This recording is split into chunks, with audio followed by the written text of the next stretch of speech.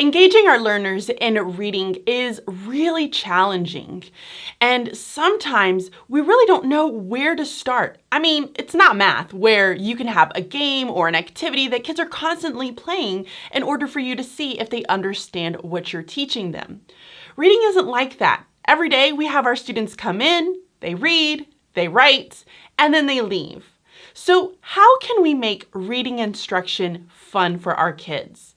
In this video, guys, I'm going to be sharing 5 different activities that will help increase the engagement of your class, but also the rigor. Let's do it. So these 5 activities are going to be huge time savers for you because you can utilize them with any text and you don't need to have a ton of different materials. The thing that I'm going to say that you probably need the most just to kind of make it a little bit more vibrant and fun is just colored paper, which I like to use cardstock because it tends to be something that I can keep year after year and the kids don't typically crinkle it up.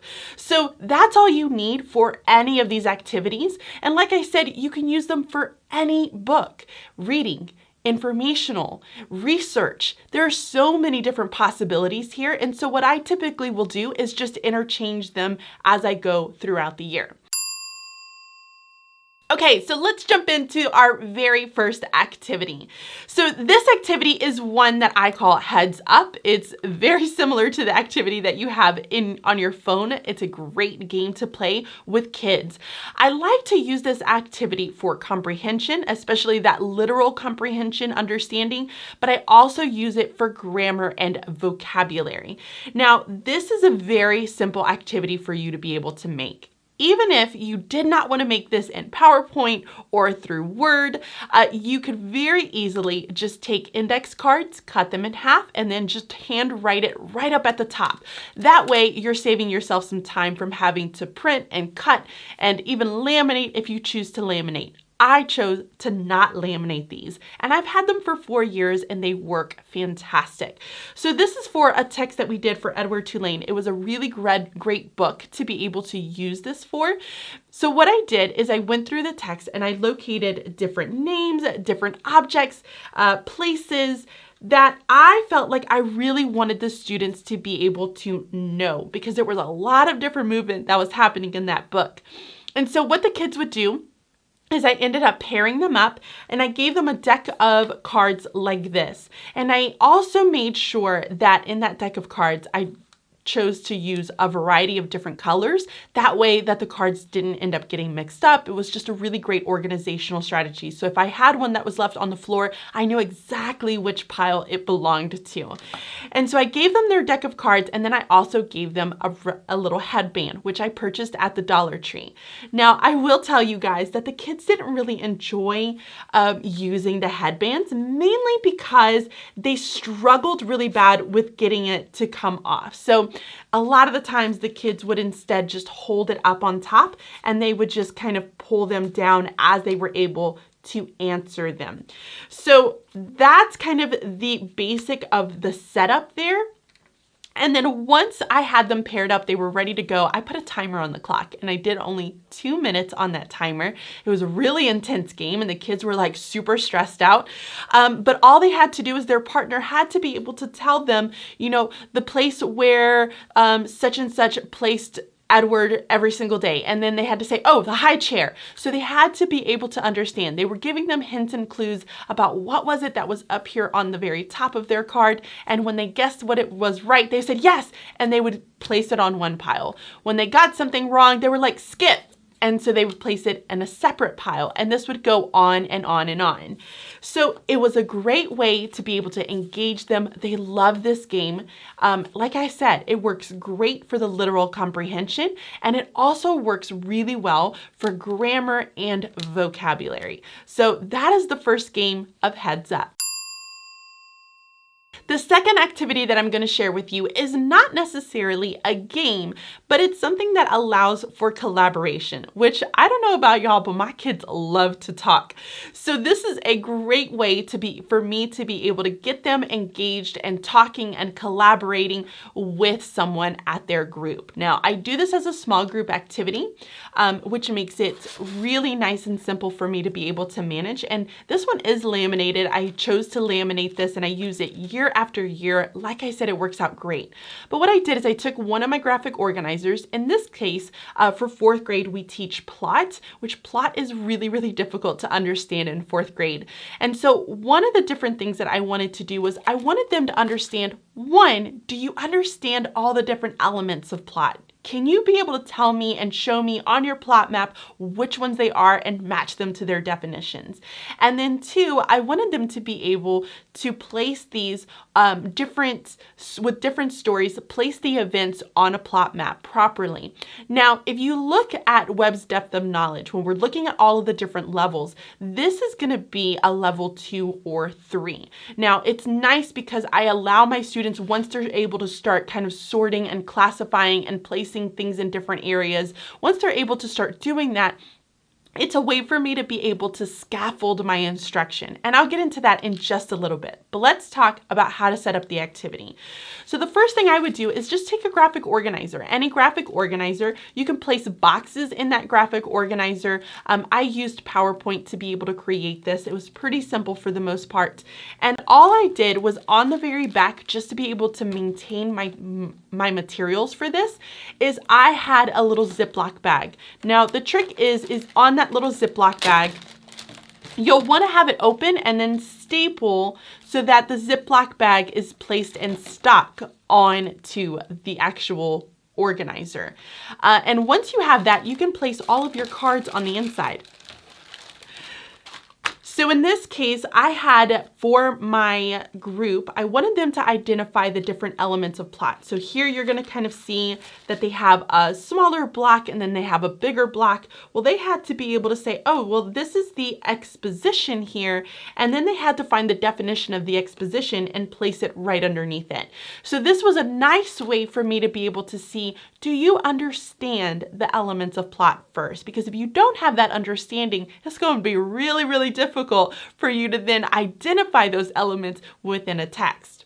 So that was one thing that I started doing in fourth grade, and it was a great activity because it gets the conversation going. I also recommend that if you don't necessarily, and you want to kind of just double check as you go along throughout the year that they still are retaining the understanding of the elements of plot. This is a great introduction activity that the kids can do. You have it placed out around your small group area, and as they sit down or they're coming and everybody's transitioning to their different areas, kids will automatically get started on this at your small group area while you're touching base with everyone else to ensure that they are on task and working before you get your group going. So it's a great way to get kids to check their knowledge. So this is one way. Now I'm going to continue kind of with this exact same board, but I'm going to talk about how I take it to the next level.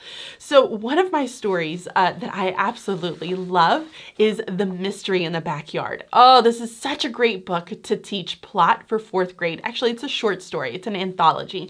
So it's a great short text to teach plot for fourth grade because it has all of those different elements. And so after we read this in small group and we're engaging and we're talking about it, and I'm just going to let you guys know that the kids are looking for their, looking at their neighbor because they think that he murdered his mom. I know, anytime you bring in that, the kids automatically, I think, get engaged and excited about a text. So what I did was after we read that book to kind of scaffold them because I didn't expect them to automatically be able to start pulling out those elements of plot. Like I said, it's a really, really difficult skill for kids. What I did is I went on ahead and created all of the little blocks that fit within this graphic organizer. So then kids would have to then place all of the different pieces on their graphic organizer. Again, it's another great way to create engagement, collaboration, because I would pair them up with another person at that group. They would have to read them together and then be able to classify them. Now, as they were doing that, I'm constantly asking, well, why do you think that this is the exposition? Why do you think that this is the rising action? I want them to be able to support their thinking, which is really going to benefit them as they go into 5th and 6th grade. So this is all of the little pieces to this story, and the kids love this activity. It's something out of the normal. It's something that's a little bit more engaging and exciting. and it allows for them to just talk with their friends and to process their thinking further. So this is the second activity, which we're going to call using graphic organizers for sorting.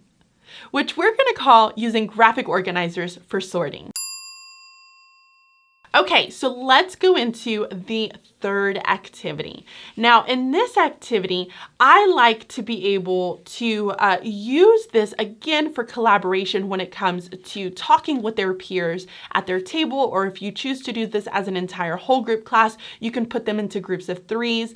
But it does allow for conversation. It allows for them to analyze, to classify, and if I'm looking at the Webb's depth of knowledge, this is going to be a level 3, which is a really high level because I end up having them revise, and then I also end up having them reclassify or analyze. There are all of these different ways that you can utilize this strategy, and it's a super, super simple one to do. So I have 2 different ways that I use this one, and I only have one of the examples, but once you kind of see this, you'll understand it.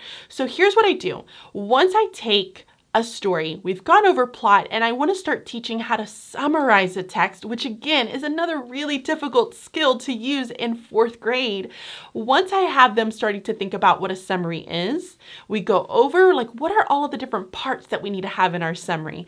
Then I want to, right before I have them jump in to write their summary, I want them to be able to see a variety of different types of summaries. I want us to be able to have a conversation about what makes a really good summary, and then how can we take this type of a summary and make it even better? That's the revision stage there. So what I do is I took my story. This is again from The Mystery in the Backyard.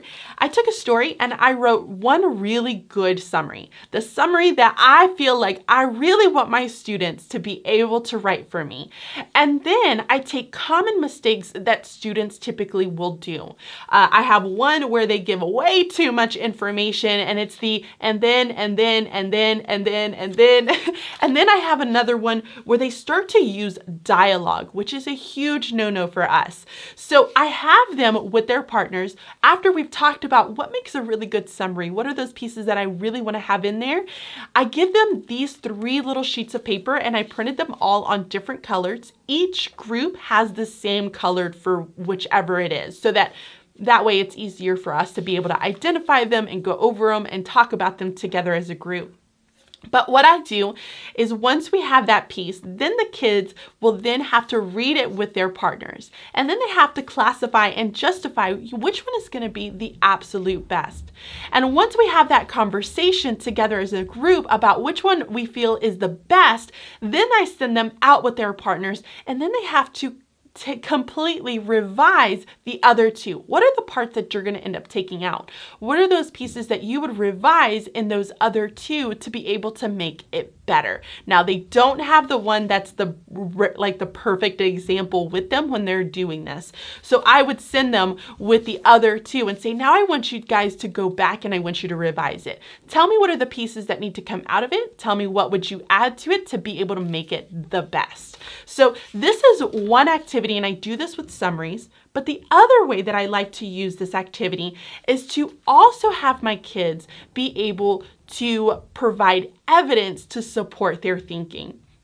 So anytime that I have my kids tell me, what are the character traits that you are identifying with this character? Or, what is the character change, and what is it that allowed for that character to change? Again, it's such a hard skill for them to be able to talk about it in a group and then automatically be able to go out and write it, that these types of activities will properly scaffold that instruction. So once I have them we're talking about it, the next day I might have them come back, and I might have different things that that we had talked about what is it that we were identifying in that text, what were we noticing in that text.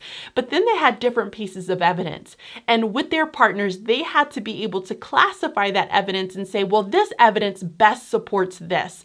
Because what we talk about in reading instruction is that evidence, there's so many different pieces of evidence. If I was to think of myself as a lawyer and I was in a crime case and I needed to be able to find the best evidence to say, you know what, this person is innocent, or this person is guilty, and here are my best pieces of evidence. I'm not going to throw everything at them. I'm going to throw at them my best pieces of evidence. So we have to be able to properly classify and identify what are those best pieces of evidence. So the kids will automatically start to organize themselves and say, well, these are going to be the best ones that fit it. These are not so good. And then these are right there down the middle, where if I feel like I don't have enough really, really good pieces of evidence, here's some that I can pull from to help support my thinking. Okay guys, so this next one is a little bit of a doozy and might be a little bit complicated. So stick with me, I'm gonna try to go a little bit slow. This activity is called numbered heads. And for this activity, what you have to do, and it's a great comprehension activity, it can be either inferencing questions, it can be literal questions. So I think this is a really nice activity that kind of hits all of the questions that you want to hit to make sure that kids are really understanding and having a conversation about what is happening within the text. So you have to have 2 different colored cards. I, again, made these in PowerPoint because I feel like using a table in PowerPoint is just so flippin' easy. But you can very easily, they don't have to be fancy, you can use colored index cards and it would work just as great. So you have to have 2 different types of cards. Let's talk about the first type of card that you have to have. So in this group activity, you could do it in, it has to be in a group of 4. Because you're going to have 4 different jobs to give kids, okay? So you're going to do this in a group of 4. And what you do is each number represents a job that that person is going to have. So for instance, number 1, the person who has the number 1 card is going to read the question. The person who has the number 2 card is going to be the person who gives a short answer to support and be able to support that question with evidence, okay? So they give the answer and the evidence. Person number 3 states whether they agree because or whether they disagree with number 2 because of, and they have to give their reasonings. And person number 4 is responsible for summarizing the question, the answer, and the evidence. So these are 4 different jobs. Now, if you wanted to condense them to be able to do a group of 3, I think you could very easily be able to do that. You can get rid of the number 3 card, or you can have the number 1 read and answer, then have the number 3 as your 2, and then this one here as your 3, if that makes sense. So you can condense them any way that you wanted to. But I think it's really nice to be able to give them their job. So this is why it's called numbered heads. So whatever you are, this is what you're going to end up doing. So once you have given them their jobs, you then give them questions from the text. So this was a story that I did on the missing grocery money. And I had a variety of different questions that I had the kids be able to answer. So what they would do is they would place this face down on there, like as a pile of deck of cards, and then the number 1 would pull it, they would read it, number 2 would then answer it with evidence, number 3 would agree or disagree, and number 4 would summarize the whole situation. But number 1 doesn't get off that easy because they're like, oh, I have to just read their question every time. That's super easy. No. What ends up happening is you can either say clockwise, counterclockwise, whatever works best for you, but they have to then switch their heads. So number 1 might be number 4 this time, and so on and so forth. So they're constantly switching the roles of what they're supposed to do.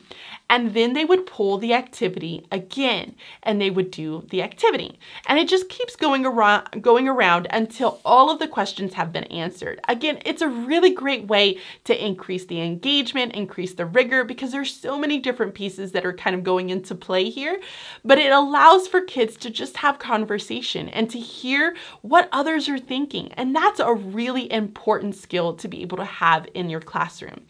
So again, like I said, you don't have to have these really fancy cards. You don't have to make it on PowerPoint if you don't want to do that. just go through, find some colored cardstock, cut it up, and go ahead and just write it in. It doesn't need to be fancy, because where the fancy and the awesome part comes into play are the conversations and the engagement that's happening with your students, not necessarily the font that you're using at the end of the day. So this activity, again, is called Numbered Heads.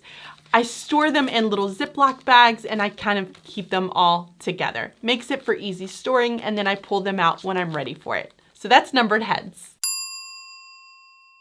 The last activity that I like to do with my kids is one that is a little bit different. I like to use this with understanding the parts of speech, understanding different types of sentences, any type of vocabulary that you're using in your class, but I also like to teach it for using the terminology that I'm using as I'm teaching reading. So if I'm talking about schema or rising action or external conflict, I want my students to understand what all of those different pieces mean. So there are a couple of different ways that you can use this, and here's the way that I like to do it. So I go to Quizlet.com because it is super easy for me. I actually found these cards, which are all about the elements of plot and the parts of story, that it just made it easy for me to be able to print because somebody already had all that work done for me. And so what I did is I just printed it out on colored cardstock, like you can see here. I cut it out, I glue it together. I didn't even laminate it just because I have starting to get more and more away from laminating because I've just gotten lazy over the years. So what I do is I end up taking these cards and I will create a huge deck of them that I will use inside of my classroom. So like I have like about 6 different sets of just the elements of plot and understanding characters and conflict, suspense, mood, tone, all of those different pieces. And what I will do is before my kids come to my table, once I'm ready to start getting ready for groups, I will leave them on the table and I will have different spots for them. So wherever the kids sit, I will place them there and they automatically know that they're going to get with a partner and they're going to quiz themselves. They're going to go through and quiz and try to utilize it either in a sentence or they're going to talk about it and explain it. However they choose to be able to show that they understand what it means, that's kind of what they're doing. So it's a very easy way for me to say, okay, you have something to do when you come to my small group area while I'm making sure that everybody else is working and on task. So that's what they're doing here. It's a very simple way for them to go through and just to make sure that they understand it. I don't use a lot of anchor charts. I don't leave them up all year round because this is a really good way for me to ensure that they're continuously practicing and understanding what it is that we're talking about and the terminology that we're using in class. So like I said, you can use this for how I use it, where I just leave it on the small group table and they quiz themselves as they come around. And then I'm getting ready for any groups or activities that we're doing in our group. So like I said, I use these as something where I can just leave it on the table. The kids have something to do so that they're not getting off track, or they have something that is purposeful and meaningful that they're going to use when they come to my group, while I'm ensuring that everyone else is good and they're on task and working. Another really great strategy to have in your toolbox so that you can make sure that every minute that you're using in your class is meaningful. Or you can use this activity as a quiz trade. So this is something that Jen Jones has talked a ton about, and it is a very, very fun activity. But you can utilize it as a whole group activity where you would pass out all of the cards. I like to put Taylor Swift on because she's my favorite. And so I will put the music on, the kids will walk around, and then as soon as I stop, they have to pair up. They quiz each other on the words, but then they trade cards. And so when they trade cards, they have a new one that they have to quiz somebody on and tell them what the meaning of it. And so that goes on until it's just time for us to kind of get back on track. But it's a great way for the kids to have something fun and engaging. And it's also making sure that they understand all of the different terminology that we're using in class. So that one is our vocabulary and our quiz trade. So that is it, guys. Those are the 5 activities that I utilize inside of my classrooms to help increase the engagement, but also the rigor of my students. So I hope that you guys enjoyed these 5 activities. They're incredibly simple to make. I store them with my text year after year that I can use them, and it is a really easy way to use across many different levels of texts all year long. So if you end up wanting to use one of these activities, I would love to see it on Instagram. Share it, tag me inside of it so that I can see how this is working out for you and for your students. And I so appreciate you guys for watching this video. Please make sure to give the video a thumbs up. And if you are new here, hello. Welcome. My name is Bridget Spackman. I am a 4th, 5th, and 6th grade multi-age teacher in Central Pennsylvania. I'm also the content creator of The Lettered Classroom, which is where you are right now. And I enjoy talking everything literacy, productivity, and the personalization of learning for our students. So hit that subscribe button if you are not already subscribed, and the little bell for the notifications every time I upload a video or I go live, which is on Wednesdays at 7:30 p.m. Eastern. And I so appreciate you for coming and hanging out and watching this video. Thank you all so much for watching, and I will catch you all next time.